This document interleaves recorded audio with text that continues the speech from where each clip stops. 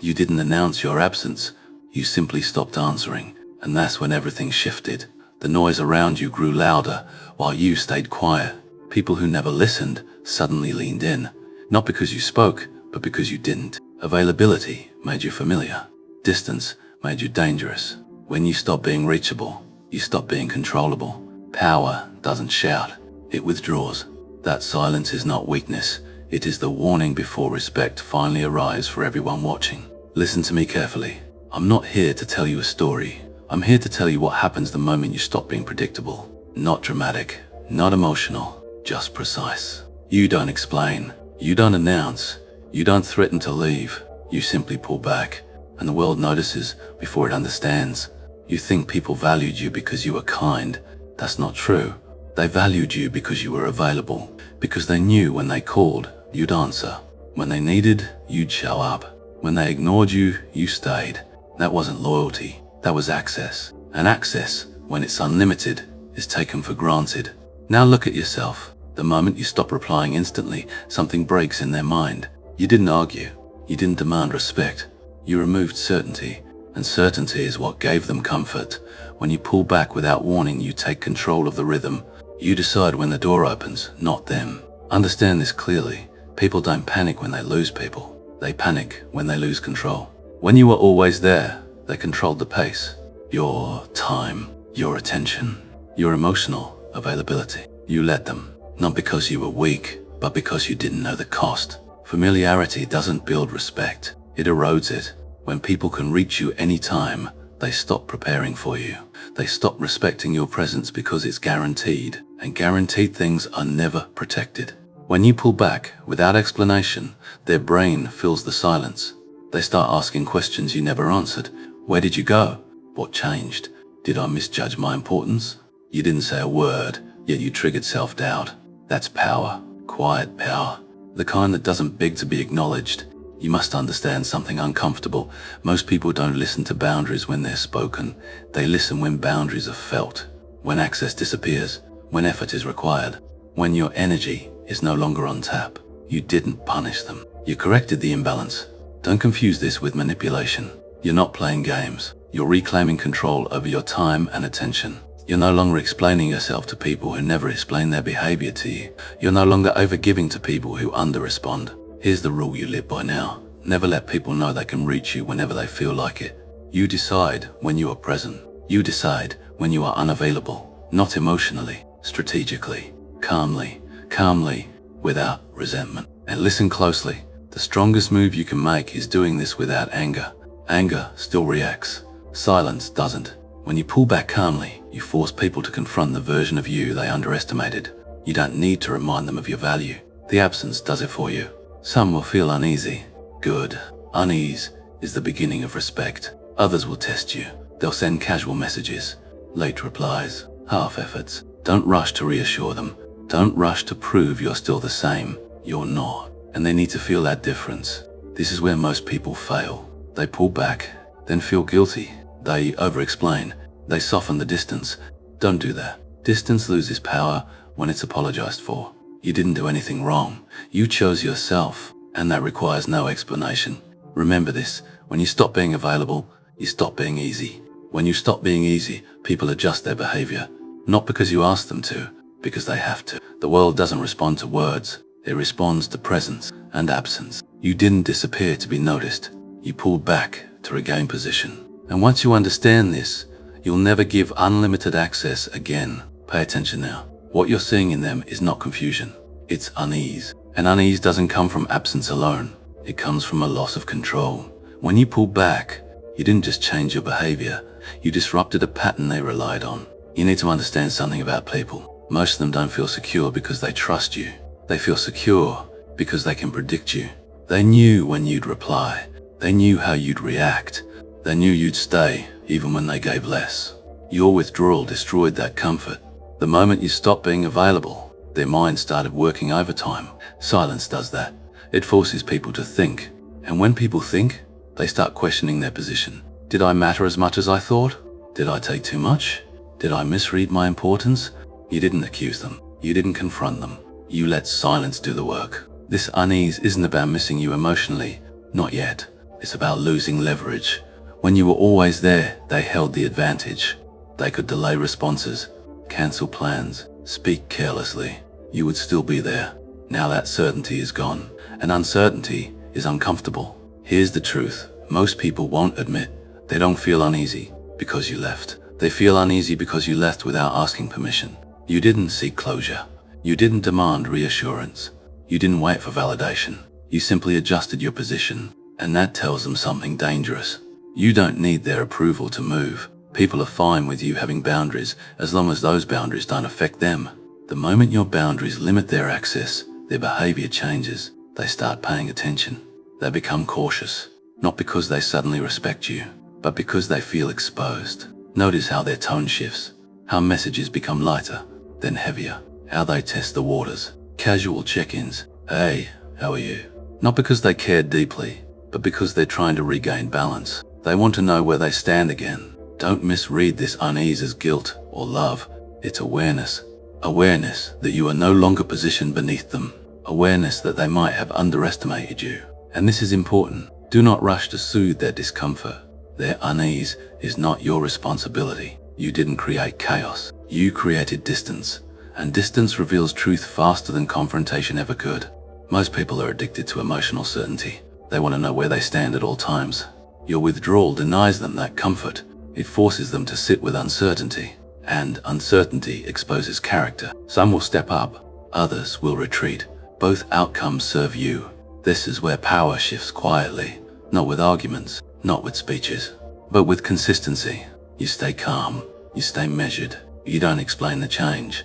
Because the moment you explain, you give them something to push against. Silence gives them nothing, and that's what unsettles them most. They may label you cold, distant, changed. Let them. Labels are a coping mechanism. People label what they can't control. You didn't become cold. You became unavailable on demand. There's a difference. Understand this clearly. Unease is the first stage of respect. Before they value access, they fear losing it. That fear is not weakness. It's recognition. You didn't withdraw to punish anyone. You withdrew to rebalance. And imbalance always makes those benefiting from it uncomfortable. Stay where you are. Don't overcorrect. Don't fill the silence. Let the unease sit.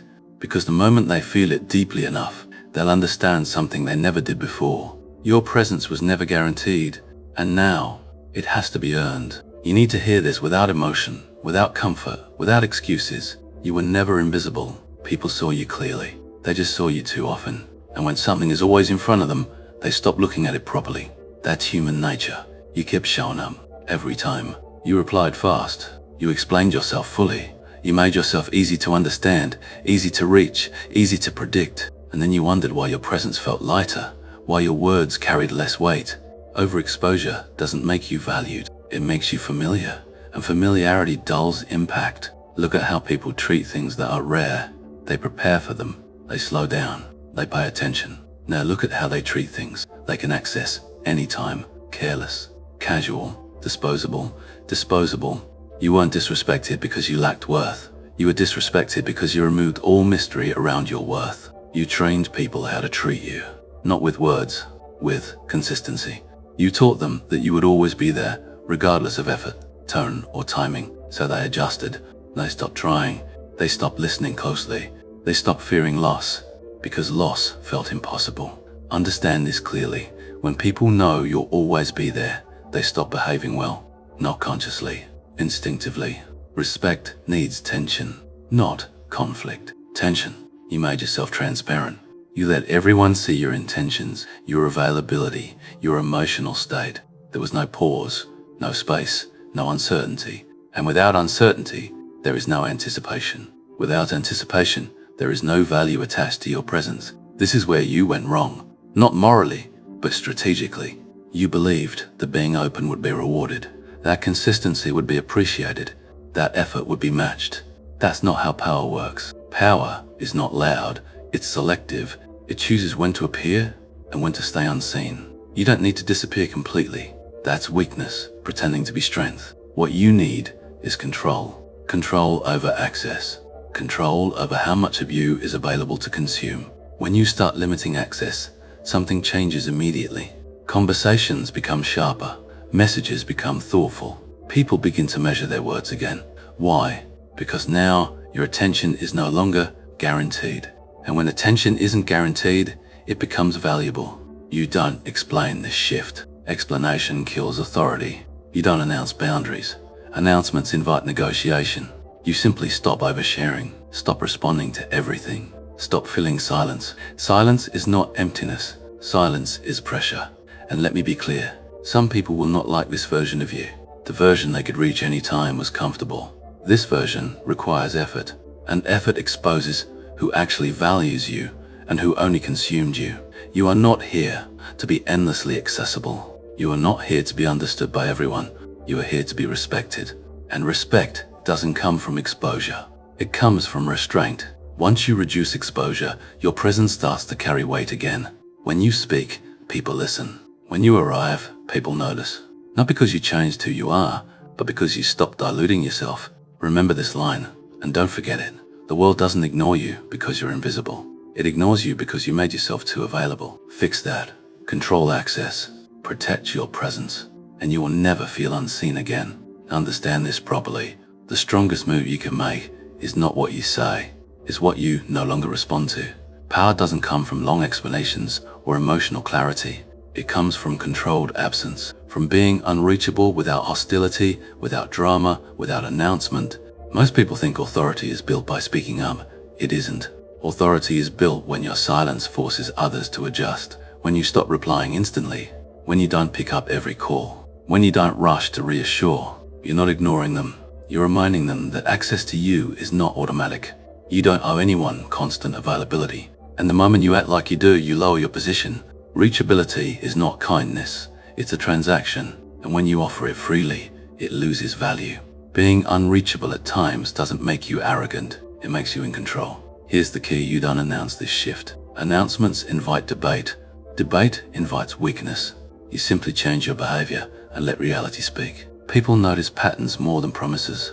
They feel changes before they understand them. When you become unreachable, people start preparing their words.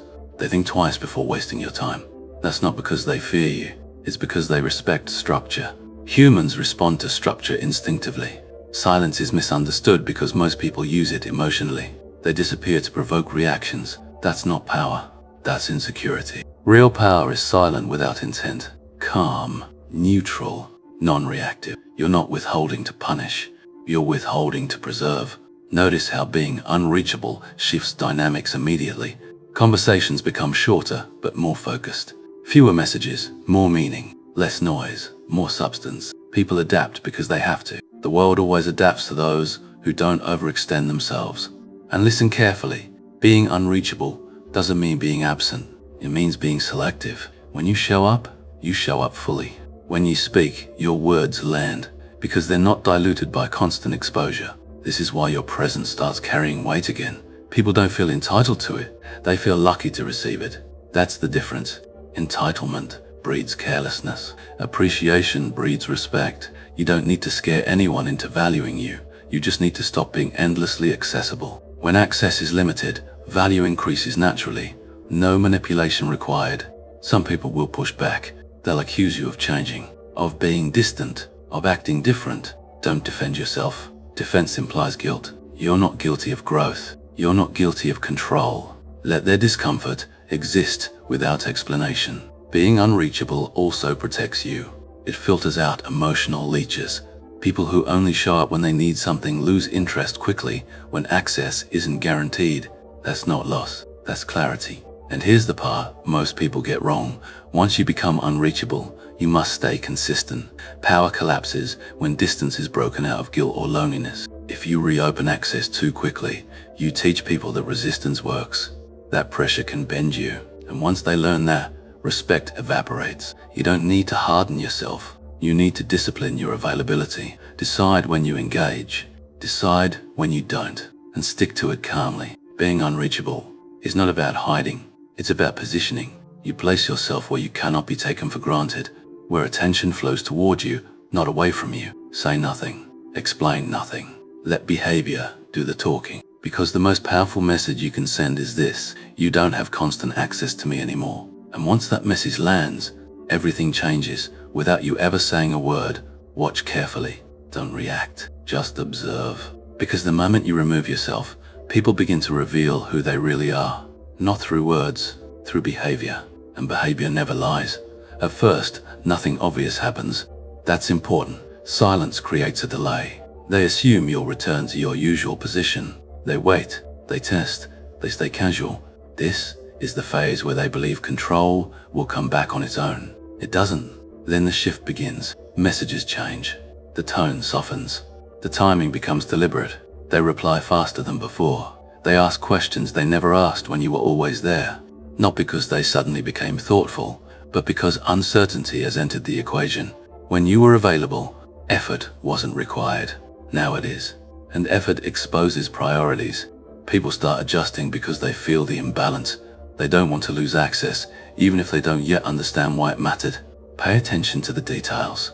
They remember dates. They follow up. They show concern that once felt unnecessary.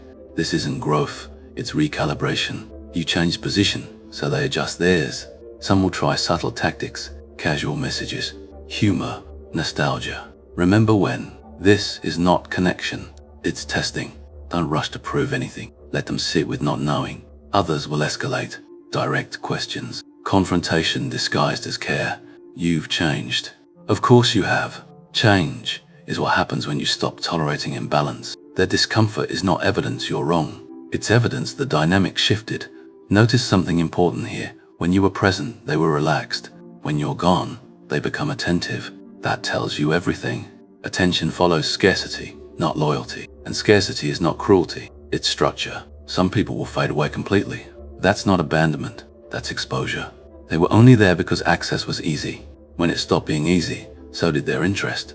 You didn't lose them, you stopped carrying them. Others will step forward with genuine effort, consistency, respect for your time, clear intentions. These are the ones worth engaging, slowly, carefully, on your terms. Here's the mistake you must avoid: rewarding late effort too quickly.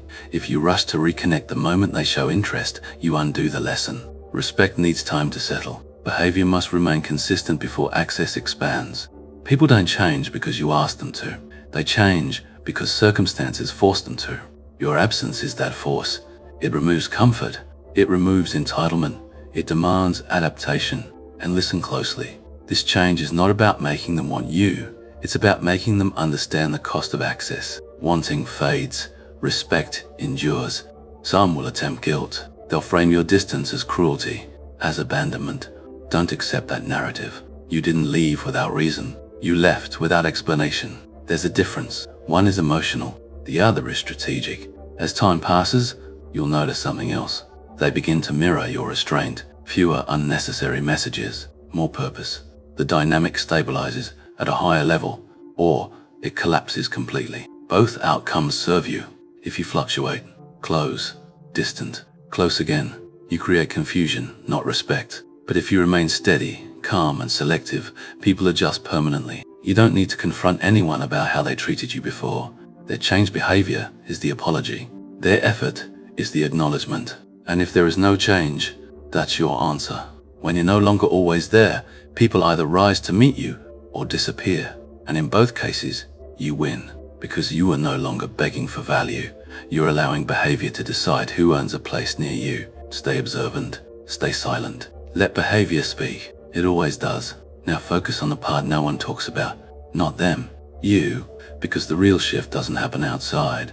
It happens the moment you stop reaching for what no longer reaches back. When you pull away, the first thing you feel isn't power. It's discomfort. Quiet. Space. And space is unfamiliar when you've been giving constantly. You reach for your phone less.